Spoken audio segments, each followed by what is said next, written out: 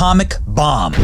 It's the most feared and revered weapon on the face of the earth. Only two have ever been used in war, but the first ever nuclear blast happened right here in the United States of America, on a secret military base deep in the deserts of New Mexico.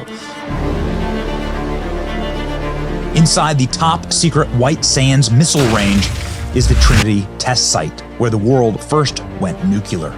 Dangerous classified weapons are still tested on this very site to this day. You're not allowed to fly over the site or view it from afar. It's impenetrable. Tourists are barred by law, except for a few hours per year. When the nuclear blast site is open for a select few visitors, and you can stand on the exact place where history officially went thermonuclear. Welcome to the most deadly place on Earth, the Trinity Test site.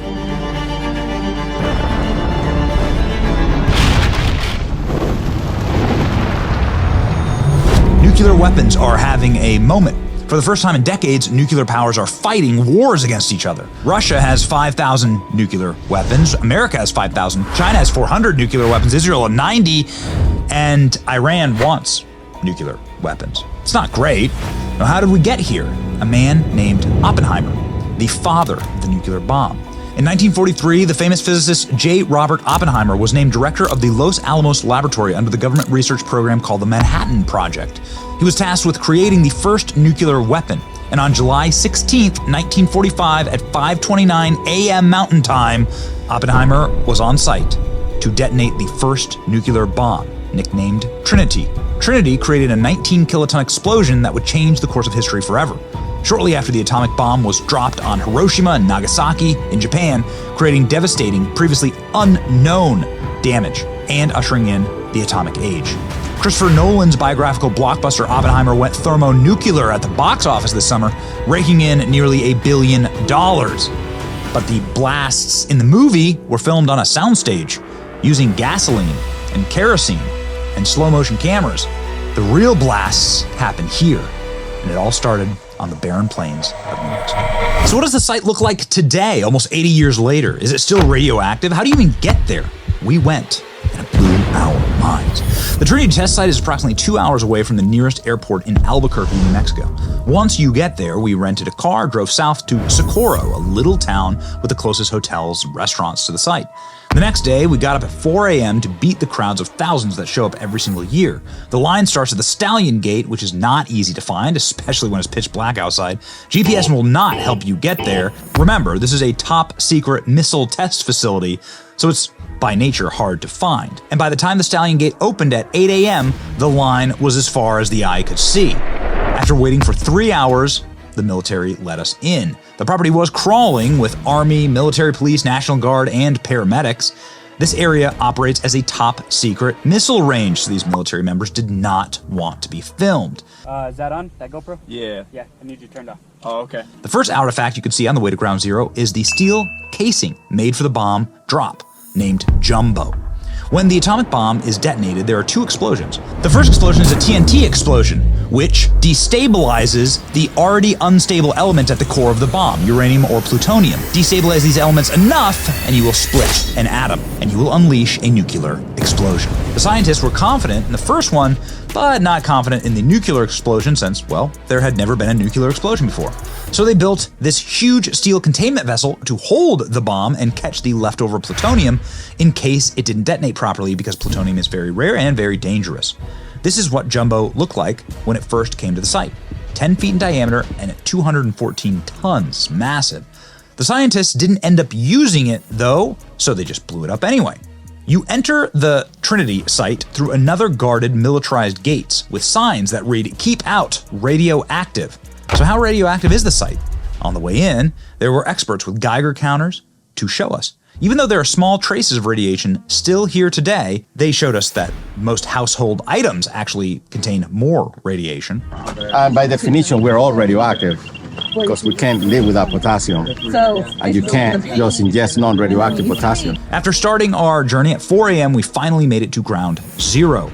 The Los Alamos scientists developed two designs for the bomb, one with a uranium core and one with a plutonium core. This is where they tested the plutonium design. When the test was performed in 1945, the bomb was detonated on top of a 100-foot tower made of steel. This is all that remains of that tower today. The heat from the blast vaporized the steel frame and it melted with the desert, creating a glassy green rock-like material called trinitite that can only be found in one place on Earth, right here. This site used to be covered in trinitite until the government removed most of it. You can still find little scraps and pieces here and there, but it's a federal crime to take it. If you really want a piece, you can buy it on the internet. Next to what's left of the tower is a large obelisk statue erected to commemorate the site, made of lava rock. Finally, a replica of the bomb itself. This is what they called Fat Man, named after Prime Minister Winston Churchill.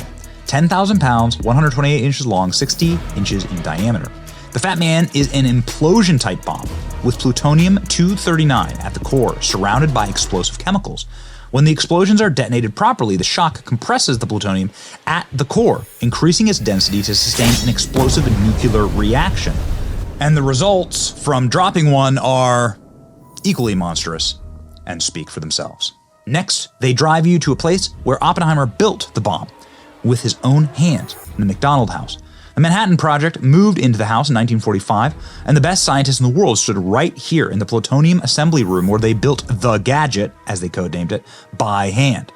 The experimentation done here was so dangerous that 2 of these scientists died due to radiation poisoning caused by accidents from handling the dangerous plutonium core, later dubbed the Demon Core for its lethal properties.